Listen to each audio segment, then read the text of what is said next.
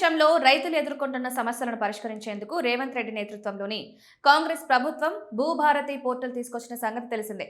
గత బీఆర్ఎస్ ప్రభుత్వం ప్రవేశపెట్టిన ధరణి పోర్టల్ తప్పుల తడకగా ఉందని, ఉన్న సమస్యలు తీర్చడం సంగతి అటుంచితే కొత్త సమస్యలను తెచ్చిపెట్టిందని కాంగ్రెస్ పార్టీ ముందు నుంచి ఆరోపణ చేస్తూనే ఉంది.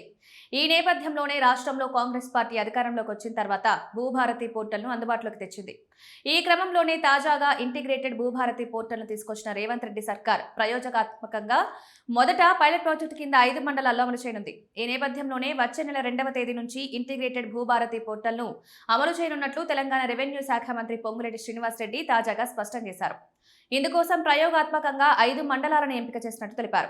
నారాయణపేట జిల్లాలోని కోస్గి మండలం, రంగారెడ్డి జిల్లాలోని అమన్గల్ మండలం, సంగారెడ్డి జిల్లాలోని వట్పల్లి మండలం, ఖమ్మం జిల్లా కూసుమంచి, భద్రాద్రి కొత్తగూడెం జిల్లా అశ్వరావుపేట మండలాల్లో పైలట్ ప్రాజెక్టులో భాగంగా ఇంటిగ్రేటెడ్ భూభారతి పోర్టల్ సేవలు అందించనున్నట్లు మంత్రి పొంగులేటి తేల్చి చెప్పారు.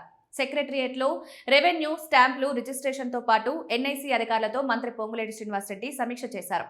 ధరణి పోర్టల్లో ఉన్న సమస్యలను పరిష్కరించేందుకు తమ ప్రభుత్వం భూభారతి పోర్టల్ తయారు చేసినట్టు తెలిపారు. భూములకు సంబంధించి రెవెన్యూ, సర్వే, స్టాంపులు, రిజిస్ట్రేషన్ డిపార్ట్మెంట్లను ఒకే గొడుగు కిందికి తెచ్చేందుకు ఈ ఇంటిగ్రేటెడ్ భూభారతి పోర్టల్ తీసుకొచ్చినట్లు వెల్లడించారు. భూ లావాదేవీల వివరాలు పూర్తిగా కనిపించే పారదర్శక వ్యవస్థగా ఇంటిగ్రేటెడ్ భూభారతి పోర్టల్ను మంత్రి పొంగులేటి అభివర్ణించారు.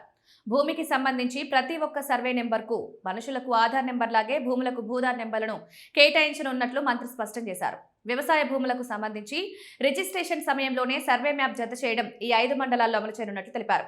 పైలట్ ప్రాజెక్టు విజయవంతంగా అమలు చేసిన తర్వాత ఈ ఇంటిగ్రేటెడ్ భూభారతి పోర్టల్ను తెలంగాణ రాష్ట్ర వ్యాప్తంగా అమలు చేసేందుకు రేవంత్ రెడ్డి సర్కార్ ప్రభుత్వం కసరత్తు చేస్తోంది. రైతులకు సులభంగా సేవలందించడం, భూ వివాదాలకు పరిష్కారం చూపించే దిశగా ఈ ఇంటిగ్రేటెడ్ భూభారతి పోర్టల్ ఒక కీలక అడుగు అని కాంగ్రెస్ ప్రభుత్వం చెబుతోంది.